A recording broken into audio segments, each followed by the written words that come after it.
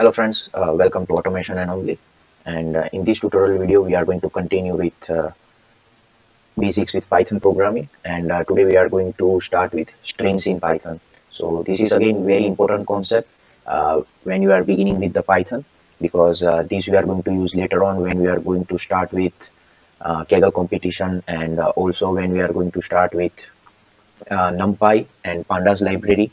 At that time we want to slicing, and we want to do the indexing, and we want to concatenate two strings. At that time this concept is really important. So without wasting any time, let's get started.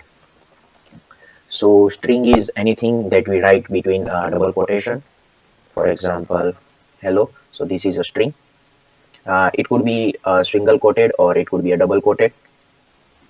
So this is also a string. But there is one problem. When I want to say I am going outside, so as you can see right now, this I am going outside, these the words are not inside my string. So if I run this one, it will give me error, invalid syntax. So for this one, what I can do is, when I want to use the single quotation inside my string, at that time I can use double quote sign. So now if I run this one, it won't give me any error. And these strings are always ordered, so order always matter in this one. And if you want to get any of these later of your string, that we can do it. So first of all, let's create a variable and pass it a hello. So first of all, we can check the type of our variable. It should return a string because it is a string. And after that, if you want to get this h out of this whole string, then inside square bracket we just have to pass the index of that particular letter. So in this case it's 0. So that's how I'm getting h. So how these indexing are labeled. So for example, this is my string hello. So this is going to be start with 0, 1, 2, 3 and 4. So if I want to grab O, then I have to use 4 number. So let's check it also. So A inside square bracket, if I put 4, I'm getting O here. Likewise, if you want to start from reverse, if you want to reverse your string, like if you want to make it like O L L E H, so this also we can do. For that we have to use the reverse indexing. So reverse indexing are in this manner. Actually, let me get rid of this one. I can use different color. So -1, -2, -3, -4, and the first one will be 0 always. So let me check with E. So let's try to grab E. So I can do it in two ways. Either I can pass number 1 or I can pass -4. So let's pass -4. So I am getting E. I am getting E. Also, if I can check by passing A, again I am getting E. And we can check also. It should return us true. So this is a Boolean way to confirm that the left parameter and right parameter both are equal or not. So when we are using double equal sign, it is comparator operator, and when we are using the single sign, it is assignment operator. That means we are assigning that value. Okay, now we can concatenate two string also. So for that, let me create another variable. So why I am using this space, you'll understand in just a second. So if I run this one, now if I do A plus B, I'm getting hello world. So if I don't have this space, then it will look a little bit ugly. That's why I put a space here. And space also takes indexing. So if I check 0, it will not return anything because it is a space. But if I check the number 1, then I should get W here, this W. Also, there are some function and methods are available for string that we are going to use later on this course. For example, if I do a dot, and if you press tab button, then it will give you a bunch of options. So we can do capitalize our word.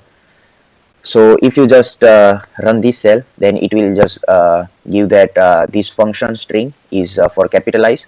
And so now as we can see, first of all, yeah, this is my hello. So my first H was small letter, but with using capitalize, I can capitalize my H, the first letter. After that, uh, let me create another variable a plus b. So if we check C, so it is hello world. So if I want to split these two word, then I can do it. So it is hello and word.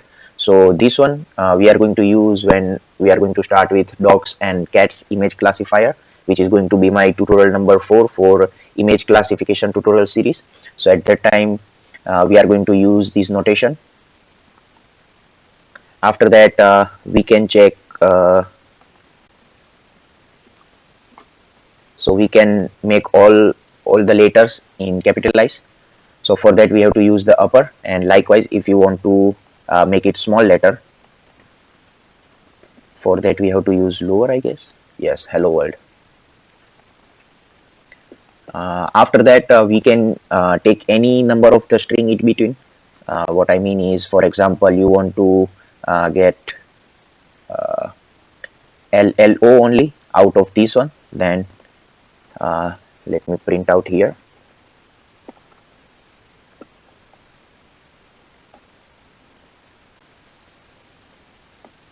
So if I write the index number, so this is 0, 1, 2, 3, 4.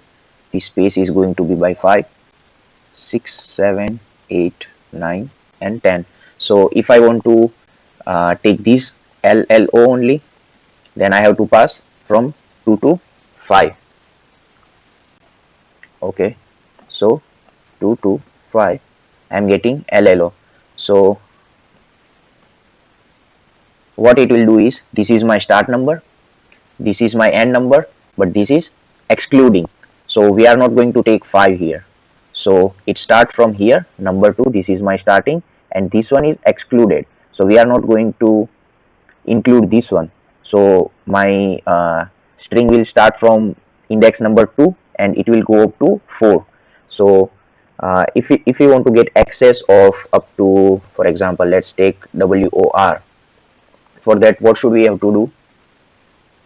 WOR. So first of all, we have to start with the letter number 6.